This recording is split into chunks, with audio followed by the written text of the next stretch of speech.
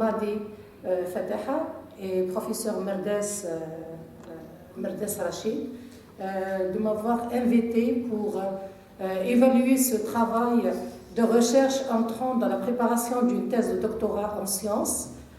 Je remercie le Bertrand pour la qualité de son travail, de son manuscrit, ainsi que pour la qualité aussi de ses travaux de recherche qui ont été pédagogiques et scientifiques.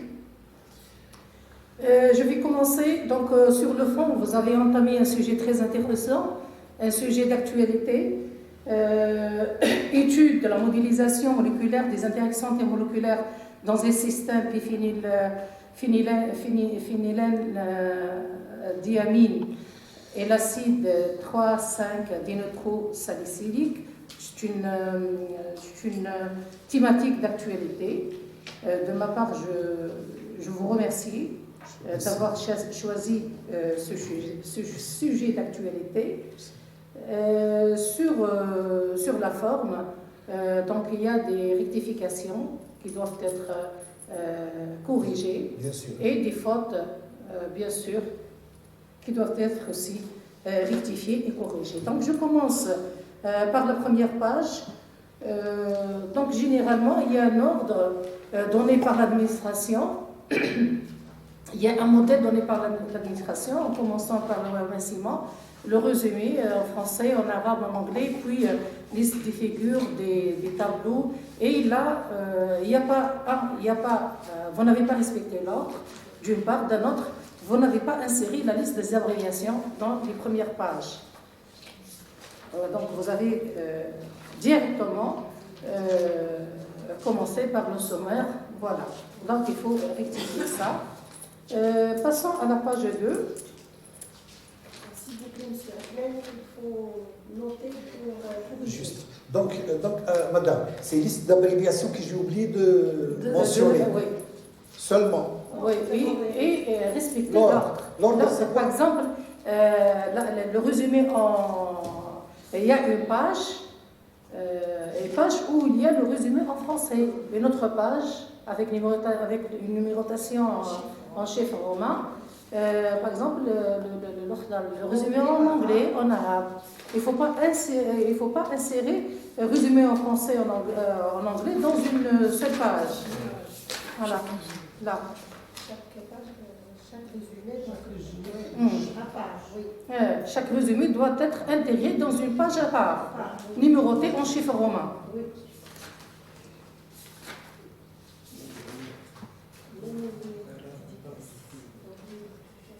Voici les dédicaces.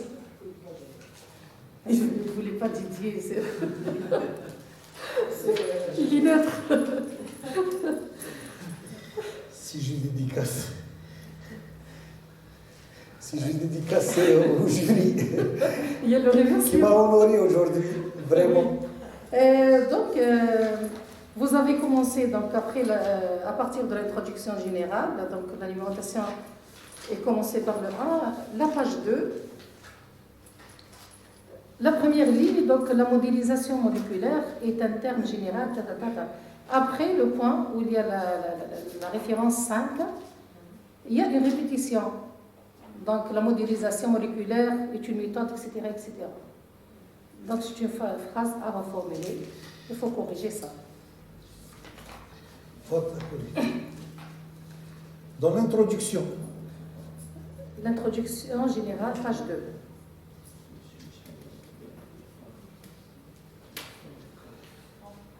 Page 3.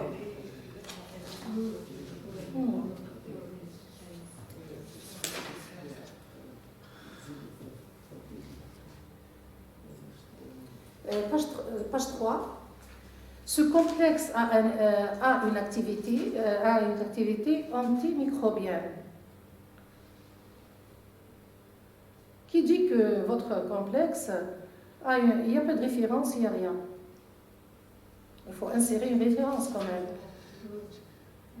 Qui dit que votre complexe a une activité antimicrobienne. Juste après, donc, a été étudié expérimental à l'état solide, etc. et puis données spectroscopiques, FTR et RMN. RMN, ça s'écrit RMN du proton, après le HA12. C'est en anglais. Vous avez pris en anglais l'abréviation. Donc c'est une thèse qui a été rédigée en français, on doit respecter la langue.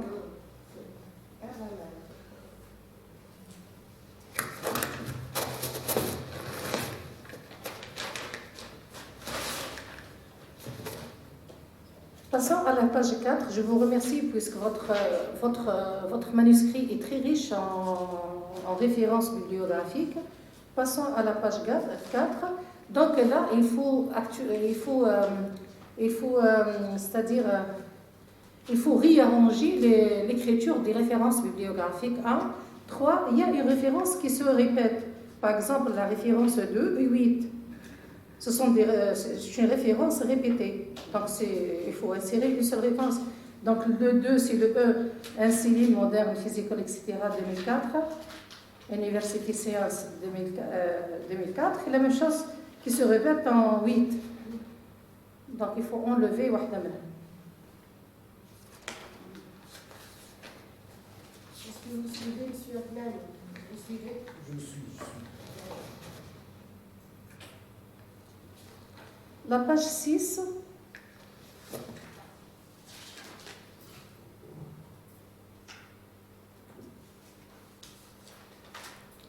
Il y a un tableau qui résume les liaisons faibles et les énergies de liaison correspondantes. Donc là, pour la formation d'un complexe, vous faites appel généralement à la nature des liaisons faibles, c'est-à-dire physiques. Là, vous avez inséré dans ce tableau les différentes natures des liaisons avec leurs énergies de liaison.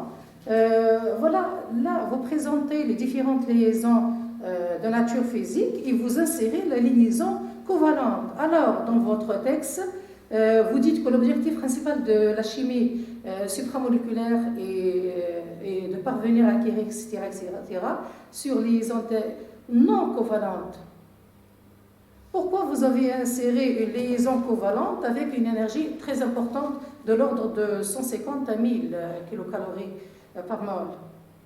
Donc, à mon avis, il faut la supprimer. C'est quelle page? La page 6.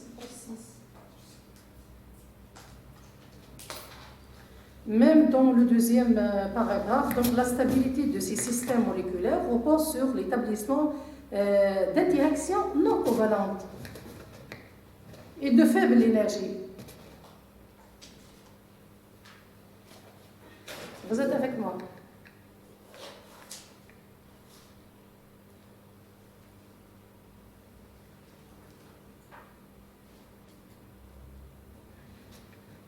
D'accord? Donc, passons à l'histoire de la liaison chimique, de la liaison d'hydrogène, pardon.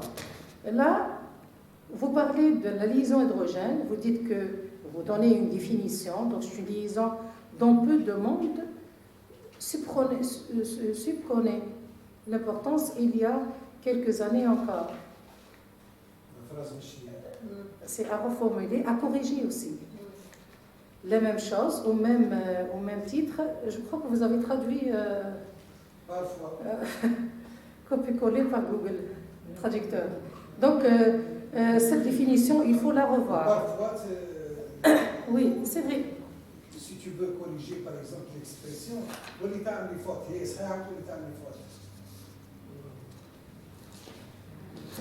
donc, il y a d'autres erreurs, mais je préfère...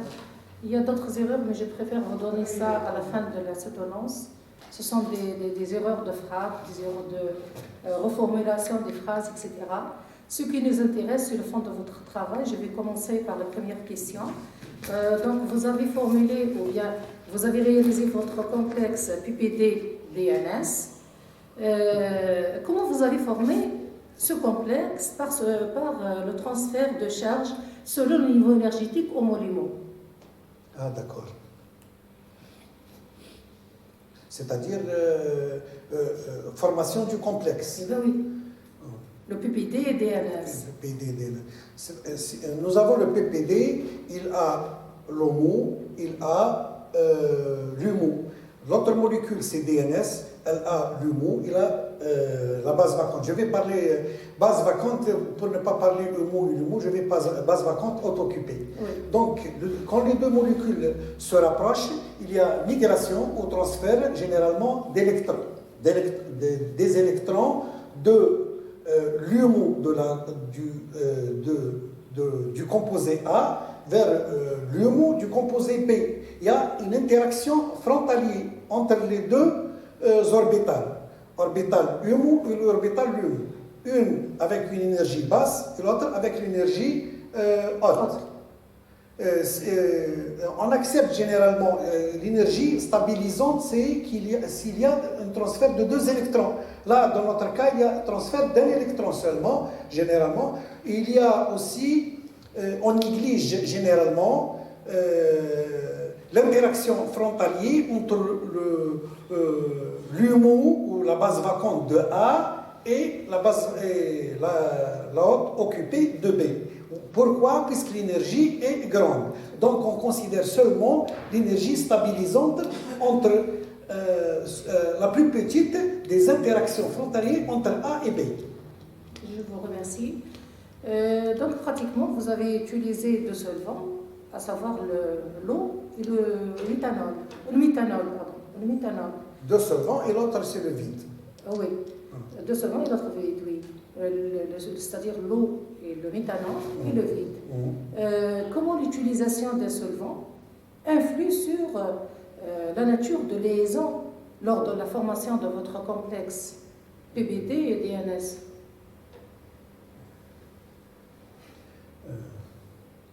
Généralement, les solvants influent par 2 ou 3 facteurs. Généralement, c'est la constante électrique, epsilon. Il a un effet dispersant. Il crée, il y a une force électrique. La force électrique, c'est inversement proportionnel aux constantes diélectriques. Et il est je pense en R puissance 6. Il est inversement proportionnel à distance R plus 6. Il y a un effet dispersant. Le solvant peut aussi influencer par sa polarité. Il y a des solvants qui sont polaires, il y a des solvants qui ne sont pas polaires. Plus la polarité augmente, plus le solvant peut ioniser notre composé. Complexe. Possible aussi que le solvant peut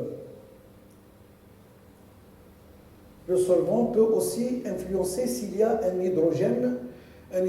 atome d'hydrogène, une liaison d'hydrogène, un atome d'hydrogène labile ou un atome d'hydrogène H peut créer une liaison d'hydrogène ou un pont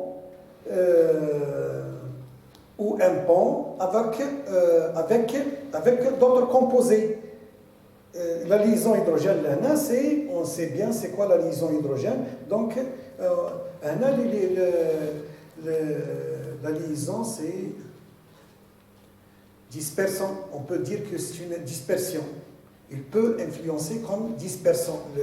Le solvant influe comme dispersant. Je vois, c'est que le solvant peut influencer par ces 3 facteurs. Constante électrique, moment dipolaire ou liaison hydrogène. Merci. Donc, une fois avoir réalisé et élaboré votre complexe, donc c'est tout à fait, il y a des liaisons qui interviennent. Oui. De différentes natures. Certes. Voilà. Quelle est la différence? C'est une question de base, de fondamentale. Quelle est la différence? Quelle est la différence entre une liaison chimique, une liaison de Van der Waals et une liaison hydrogène? La liaison de Van der Waals, c'est les liaisons hydrogène. Ouais. Premièrement, il y a une différence d'énergie. Généralement, les liaisons de Van der Waals, l'énergie c'est peu par rapport à les liaisons hydrogène. Premièrement. Deuxièmement, la liaison hydrogène, comment se forme?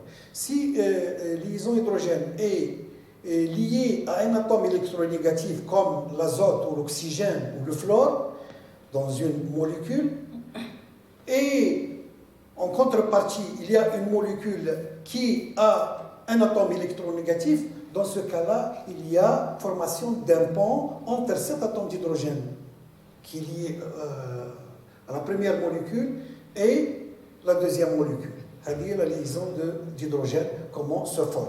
Il a une énergie, je ne sais pas, je pense qu'elle peut aller. Elle est plus importante que la liaison d'hydrogène. Bien sûr. Tout à fait. Mais la liaison de Van der Waals bref, la liaison hydrogène peut se former, peut être intramoléculaire comme elle peut être intermoléculaire. Ouais. Dans la molécule elle-même peut se former, comme H2O par exemple, peut former la liaison hydrogène. Elle a influence à un point d'ébullition, un point de fusion. Mais le Van der Waals, c'est autre chose. Je pense que le Van der Waals, peut se former intermoléculairement, intermoléculaire, c'est-à-dire entre deux molécules qui se forment. Il y a trois sortes de discussions sur le Van der Waals. Je pense que j'ai cité la partie théorique. La partie théorique, j'ai cité les différentes types de Van der Waals. Liaison de London, liaison de Kisson, liaison de London, j'ai oublié le troisième.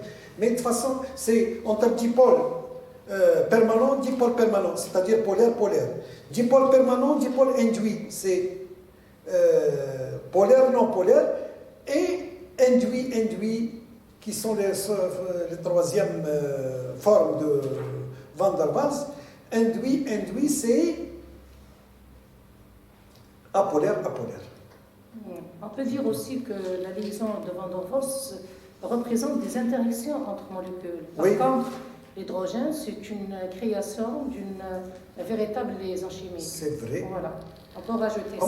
Ce sont des liaisons physiques.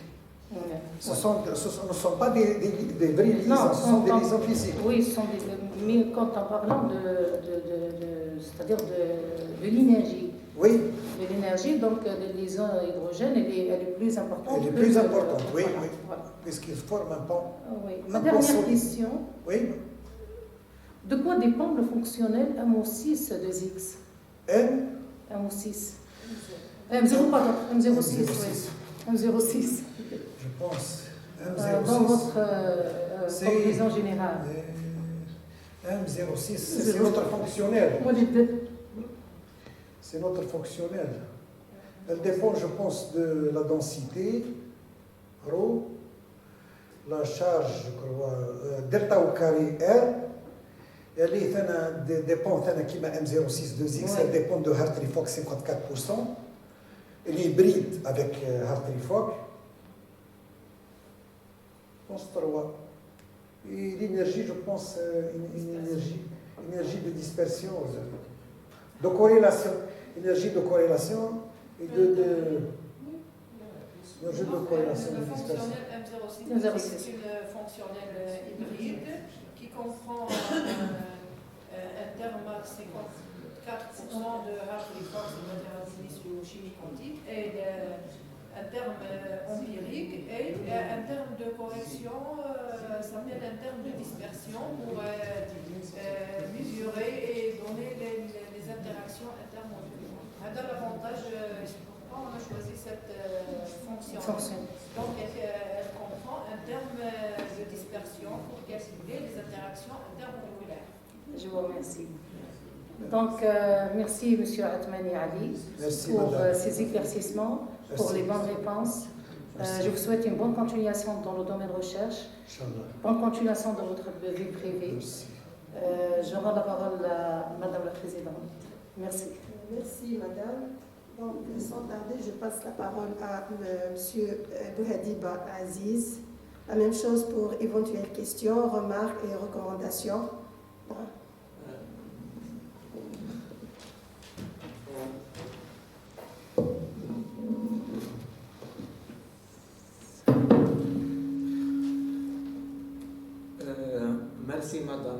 la présidente du jury. Et aussi, je remercie infiniment mes professeurs Madi Fatiha et Merdez Rachid pour leur invitation et leur confiance à faire de jury de cette thèse de doctorat. Donc, et aussi, je félicite l'enseignante Atmani pour sa qualité de présentation qui est vraiment bien claire et bien détaillée. Donc, et au début, je commence directement par la forme générale de mémoire. Donc, quelques remarques concernant la sommaire.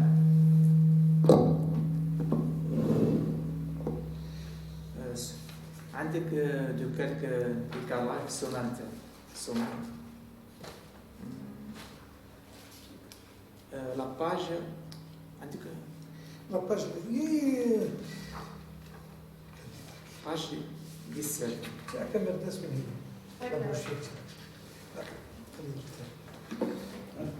عندي ستيل باردون عندي دو بروشير لي دو باج الاولى ناقصين فيهم ما فهمتش كيفاش لامبرسيون ناقص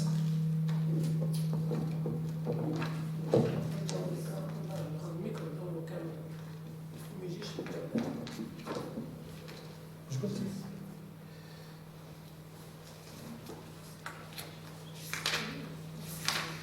استاذ وهادي ما قلتي لي واش من باج 17 sommaire concerne la page 17.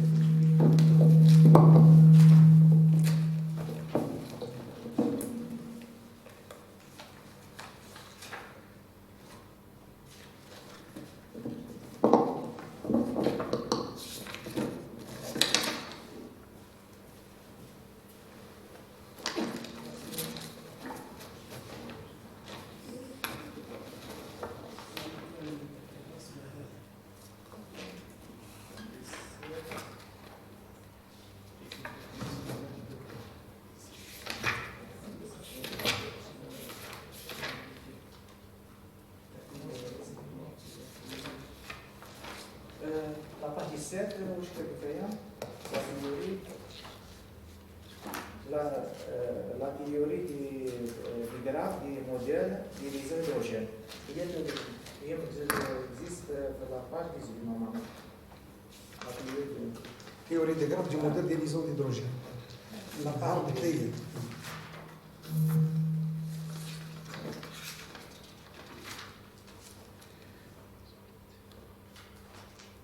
صح كوريجي 18 باش ما نطولش عليك عندك بيزيار هو ترو عندك 30 عندك 30 34 35 36 كان يعرف الديكالاج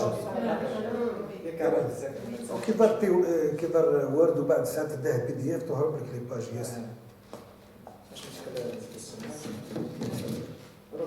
وتخليهم برينسيپ نخلوا شابيتراج والصومال نخلوه للدرنيير مينوت تمبريمي تتعاود تمبريمي وتشوفي روحك بلي راك كنتها بالضبط نورمالمون تمبريمي النوع تاعك ومن بعد يدير الصومال تمبريمي والله بريون لك ولا كيدير بي دي اف ما يعرفش الصومال ايه بي دي اف اون برينسيپ تحكمها بي دي اف روح ليست بي دي اف وليست تعمل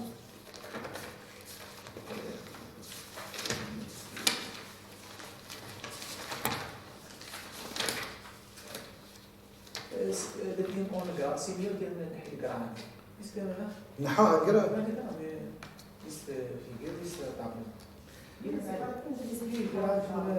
هاو بزاف انا سيميو كنديرهم فورم طابلو سو فورم دو طابلو نيميرو طابلو تيتر والباج سيميو aussi les figures